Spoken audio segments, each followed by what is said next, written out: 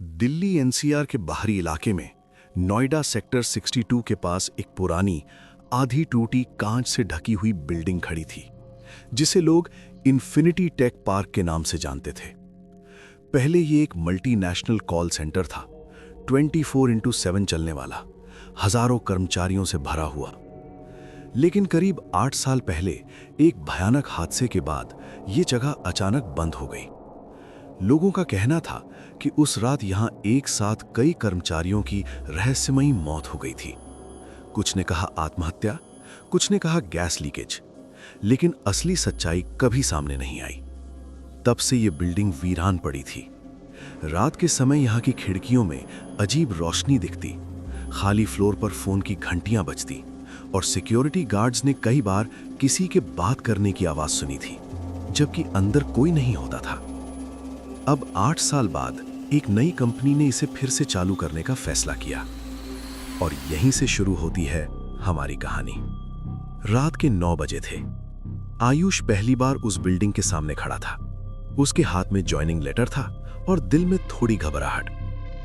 भाई, ये जगह कुछ ज्यादा ही सुनसान नहीं लग रही? उसने अपने दोस्त रोहन से कहा। रोहन हंस पड़ा। अरे भाई, कॉल सेंटर है, रात में ही तो काम होगा, डर क्यों रहा है? लेकिन आयुष को अजीब सा महसूस हो रहा था, जैसे कोई उसे दूर से दिख रहा हो।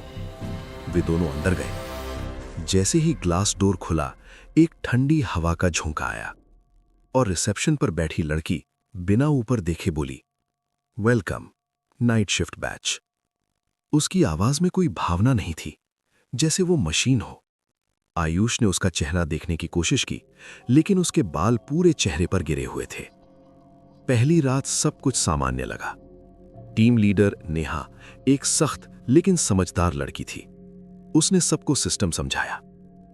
यहां हर कॉल रिकॉर्ड होती है और कोई भी कॉल मिस नहीं होनी चाहिए, चाहे रात के 3 बजे ही क्यों ना हो। टीम में बाकी लोग थे सौरभ, मजाकिया, हर चीज को हल्के में लेने वाला। काव्या, शांत लेकिन बहुत ऑब्जर्व करने वाली। विक्रम, थोड़ा अजीब, हमेशा चुप रहने वाला। रात के 2 बजे ऑफिस में सन्नाटा था, सिर्फ कीबोर्ड की आवाज और फोन की रिंग। तभी आयुष के सिस्टम पर एक कॉल आई। Number unknown. उसने कॉल उठाई। Hello, this is Ayush from customer support. कुछ सेकंड तक खामोशी, फिर एक धीमी टूटी हुई आवाज आई, मदद करो। आयुष चौंक गया। Who is this? आवाज फिर आई, हम यहां फंसे हैं। और अचानक कॉल कट गई। आयुष ने इसे मजाक समझा, लेकिन जब उसने कॉल लॉग चेक किया, वो नंबर 8 साल पहले बंद हो चुका था। अगली रात सौरभ को भी वही कॉल आई। इस बार आवाज और साफ थी। तुम लोग क्यों आए हो? सौरभ हंस पड़ा। प्रैंक कॉल है। लेकिन तभी उसके सिस्टम की स्क्रीन अपने आप ब्लिंक करने लगी और स्क्रीन पर लिखा आया, leave before it's too late. अब डर धीरे धीरे सबके अंदर घुसने लगा था। काव्या ने बताया कि उसने सीसीटीवी फुटेज में एक लड़की को देखा। वो हर रात 3:15 बजे खाली फ्लोर पर चलती थी, लेकिन जब वे लोग उस फ्लोर पर गए, वहां कोई नहीं था। तीसरी रात विक्रम अचानक गायब हो गया। उसका सिस्टम ऑन था, कॉल एक्टिव थी, लेकिन वो अपनी कुर्सी पर नहीं था। आयुष और रोहन उसे ढूंढने निकले। वे 5वें फ्लोर पर पहुंचे, जो सालों से बंद था। दरवाजा आधा खुला था, अंदर पूरी अंधेरी। जैसे ही वे अंदर गए, फोन की घंटियां एक साथ बजने लगी। सैकड़ों फोन, लेकिन वहां कोई सिस्टम भी नहीं था। अचानक दीवार पर एक प्रोजेक्शन दिखा, 8 साल पुरानी रात का। लोग भाग रहे थे, चिल्ला रहे थे, और एक लड़की, वही रिसेप्शन वाली, खून से लथपथ। हमें मार दिया। उसकी आवाज चारों तरफ गूंजने लगी। तभी विक्रम अचानक सामने आया, लेकिन उसकी आंखें पूरी काली हो चुकी थीं। वो धीरे धीरे बोला, अब तुम लोग हमारी जगह लोगे। रोहन डर कर पीछे हट गया, लेकिन दरवाजा अपने आप बंद हो गया। फोन फिर बजा। आयुष ने डरते हुए कॉल उठाई।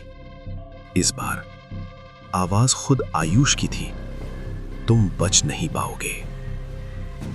अब उन्हें समझ आ गया था, ये कोई भूत नहीं, एक ट्रैप था जहां हर नया कर्मचारी पुराने मृत कर्मचारियों की जगह लेता था।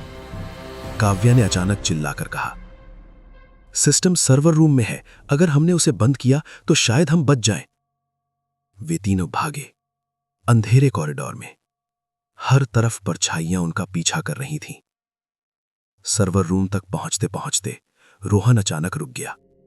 उसके सामने उसकी ही परछाई खड़ी थी और धीरे धीरे उसे खींचकर अंधेरे में ले गई। अब सिर्फ आयुष और काव्या बचे थे। वे सर्वर रूम में पहुंचे। अंदर हजारों कॉल रिकॉर्डिंग्स चल रही थीं। हर आवाज मदद मांग रही थी।